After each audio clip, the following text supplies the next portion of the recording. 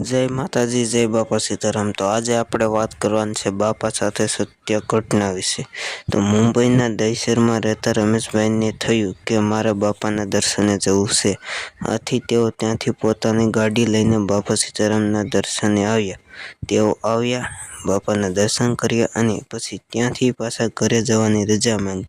સમય ચોમાસાનો હતો અને વરસાદ હતો અને બગદાણા અને બગર નદી બે કાંઠે વહેતી હતી। આથી બાપાએ રમેશભાઈને કહ્યું કે આજે અહીં જ રોકાઈ જા, પાણી ખૂબ જ ભરાયા છે, પાણી ઓસકે એટલે નીકળી જજો। પણ રમેશભાઈને તો જવું જ હતું એટલે તેઓ માન્યા નહીં। તેમને બાપાને કહ્યું, અમારી પાસે મોટર છે એટલે વાંધો નહીં, મારે મુંબઈમાં એક અગત્યનું કામ છે એટલે સમયસર પહોંચવાનું ખૂબ જરૂરી છે। એ સમયે પુલ તો હતો નહીં અને બગર નદી બે કાંઠે વહેતી હતી। ગાડીમાં બેસીને જ આ નદી પાર કરવાની હતી। રમેશભાઈને ગાડી લઈને નદીના કિનારે પહોંચ્યા। ગાડી વડે નદીની પાર કરવાની કોશિશ કરી પણ થોડા અંતરેથી વધારે ગાડી આગળ વધી જ નહીં। રમેશભાઈને કોશિશ ખૂબ જ કરી પણ ગાડી આગળ વધી જ નહીં। આથી થાકીને રમેશભાઈ પાછા બાપાની મઢોલીએ આવ્યા। રમેશભાઈને જોઈને બાપા તરત કહ્યું, એલા મુંબઈ જઈને ઝટ પાછા આવી ગયા? આથી થાકેલા રમેશભાઈએ બે હાથ જોડીને બાપાને કહ્યું, બાપા મુંબઈ જવું જરૂરી છે, કોઈ માર્ગ બતાવો। બાપા થોડુંક હસ્યા અને કહ્યું, હાલો હું તમારી સાથે જ છું, આવું। રમેશભાઈ અને બાપા બગર નદીના કિનારે પહોંચ્યા।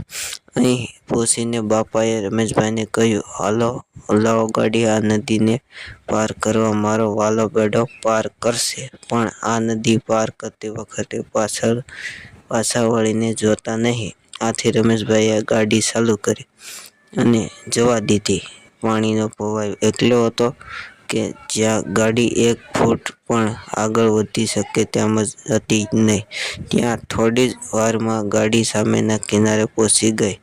આમ તો બાપાએ પાછળ જોવાની ના પાડી હતી, પણ કિનારે આવતાની સાથે જ રમેશભાઈથી પાછળ જોવાઈ ગયું। પાછળ જોવાની સાથે જ રમેશભાઈ થંભ થઈ ગયા। તેમજ તે જોઈને જીવનભર તેમને યાદ રહ્યું હશે। તેમને જોયું કે તેમની ગાડી તો કિનારે તરફ આગળ વધી રહી હતી, પણ પાછળથી બાપા ગાડીને ધક્કો મારી રહ્યા હતા। પાછળ જોવાની સાથે જ બાપા અદૃશ્ય થઈ ગયા। રમેશભાઈને મહારાષ્ટ્રીય હતા। આ પછી તો તેઓ નિયમિત રીતે બાપાના આશીર્વાદ લેવા આવતા અને રમેશભાઈને ઘડિયાળની પટ્ટા બનાવવાની ફેક્ટરી હતી। આ પ્રસંગ પછી તેમણે મુંબઈના દહીસરમાં જ પૂજ્ય બજરંગ દાસ બાપાનું મંદિર પણ બનાવ્યું ને મંદિરના પરિસરમાં બાપાએ જે મોટર ગાડીને ધક્કો માર્યો હતો તે મોટર ગાડી પણ તેમને મૂકી છે। મહારાષ્ટ્રમાં આવેલા મુંબઈના દહીસરમાં શિવવલ્લભ રોડ પર અશોક વન છે। અહીં બાજુમાં બાપાની મઢોલી છે। આજે તમે અહીં જાઓ તો મોટર ગાડીને તમને જોવા મળે।